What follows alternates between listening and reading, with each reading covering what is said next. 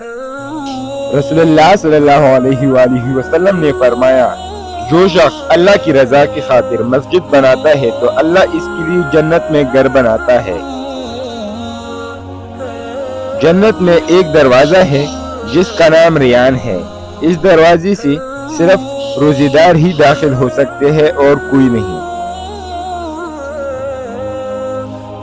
رسول اللہ صلی اللہ علیہ وآلہ وسلم نے فرمایا، میری امت کے لوگوں میں سے اس وقت تک خیر باقی رہے گی جب تک وہ افطاری میں جلدی کرتے رہیں گے۔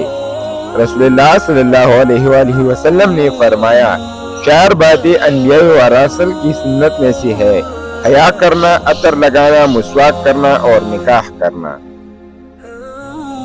رسول اللہ صلی اللہ علیہ وآلہ وسلم نے فرمایا، سب سے بڑی زیادتی یہ ہے کہ آدمی ناحق کسی مسلمان کی بے عزتی کرے۔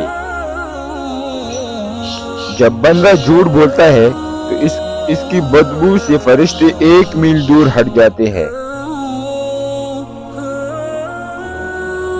جب 2 مسلمان آپس میں ملتے ہیں اور مصالحہ کرتے ہیں تو ان دونوں کی جدائی ہونے سے پہلے ان کو بخش دیا جاتا ہے۔